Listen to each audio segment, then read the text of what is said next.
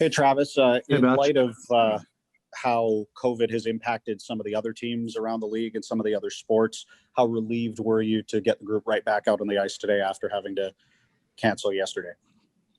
Uh, yeah, we were for sure. Our team hasn't gone through a lot of, I guess, scenarios with COVID. So yesterday kind of being our first one, and it was good to be able to get back on the ice today. Do you have an update on Jace Harlock, and was anyone else unfit to play today? No, that's it. I don't have an update. Next up is Jeff Patterson. Hey, Travis, can you just kind of walk us through the details of yesterday morning? Like, how does that play out? Did you show up at the rink expecting to practice and then things unfold from there? Well, we wanted to drag all you guys down here and then make you turn around and drive home. So, but no, we found out, probably made the decision, I guess, almost when they sent the release out. We had a false positive test come in. At the time, we didn't know if it was false positive or not, and we wanted to take the proper precautions, and just felt like it was best if we stayed off the ice and waited to see. Not that you guys need reminders, but just sort of where we are in this world, that I guess you have to be prepared that there could be more days like this ahead. Yeah. I mean, we've seen it in other sports. We've already seen it in our sport. So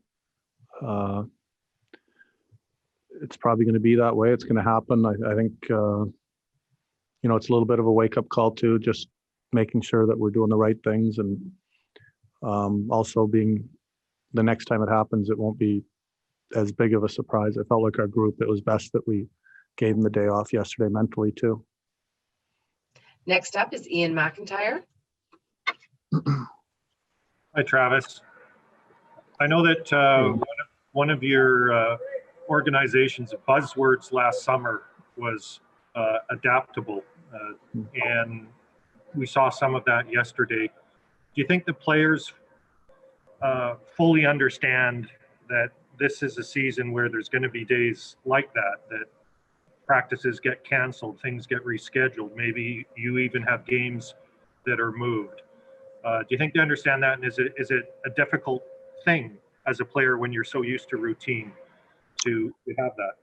I think they understand it. We've talked about it already before day one of camp. We talked about that much like we did in the bubble, and it's a good example of having to do that, even from a coach's standpoint. Changing practices, changing the amount of players that we had available for today, and the players. So it could happen again, and if it does, we're going to have to be ready to make changes, but also keeping our focus on what we need to do. And a hockey question for you. It seems to my untrained eye that Braden Holtby has kind of gotten a little sharper as this camp has gone on. Could you just give me an assessment of what, I know you said you don't really watch the goalies that closely, but from what you hear from Clarkie, what kind of camp has he had, and how ready is he for the start of the season? Yeah, I think both goalies look sharp. I think a lot like players in training camp, the goalies do get better as it goes on, for sure. It's hard to mimic game-like situations for any player, especially in the off season for goalies. So they've been working hard. I know Clarkie's been working them hard. I thought both goalies looked very sharp last game, which for me isn't surprising. We're expecting Holtz to be real great for us, and Demmer as well. Next up is Ben Kuzma. Hey, Travis. Hamonic finally gets on the ice today. I know it's only his first goal. What did you see, Travis, in him, and what do you like about the pairing with Hughes? It's a little early to say what I saw in him. I think anytime a player gets on the ice for the first time with a new team, regardless of when it is, there's a lot of thinking going on for them. Their head, things are moving fast, new drills, new teammates. I thought he looked pretty good today. His wind was all right. But I'm not hasty to judge a player that has missed a week at training camp. So, but I like Hamonic a lot as a player, and I thought he looked good today. Thank you. Next up is Thomas Drance. Travis, as you look back now with camp beginning to wind down, really only one more day, and that I'm sure will feel more like a regular season practice. What have you seen from your club? How are you feeling overall going into Wednesday's season opener? I like how they've progressed physically. I think they've all come in pretty good condition, knowing that it was going to be a short camp. The tempo of our practices have been sharp. The execution's been steadily getting better. I thought the competitiveness of our last game was high, especially for a scrimmage in camp. Felt as close to an exhibition game as you can probably get while you're playing against your own team. And I think there's an emphasis that within our group that we're playing soon for real, much like every other team is talking about it. So from our standpoint in our team, I like the way our team looks right now, and everyone's excited to get going. And you got Hamonic on for a first practice, and I'm sure this will be a tough decision just as you work through it. But what would you want to see from him before throwing him into game action, just considering the long layoff, the 10 months between sort of games that he's faced and the lack of practice time at camp so far? Well, we're going to have to talk and communicate with him and see how he feels. He's a veteran guy for one thing. So usually they're more open to expressing their feelings, I guess, or honest feelings about how they're feeling. And we're not going to have a lot of practice time as we go either. That's the other thing. It's not like we're probably not going to have a team practice for after tomorrow for almost a week.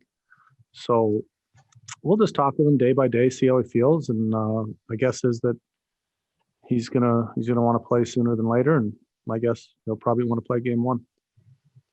Next up is Jay Janauer. Travis, good afternoon. You guys put 6 players on waivers today. Can you talk about the decision to include Louis on that list? And is this the end of the line for Louis? Are you turning your page on him, and just the thought process on that? I mean, I'm not going to make a lot of comments. He's one of the players that is on waivers. We'll see what happens tomorrow and see if he gets picked up or not.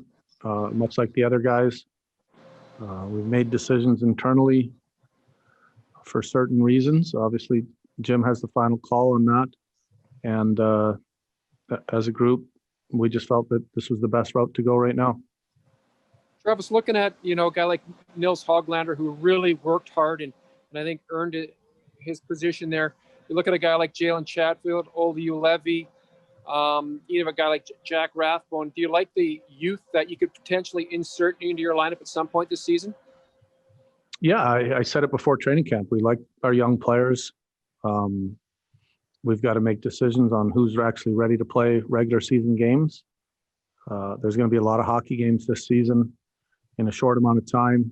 You're probably going to run through, on average, more players this year than past seasons, just with the amount of games and a short amount of time. So I like all those guys you mentioned, and we'll see where we go come first game in Edmonton.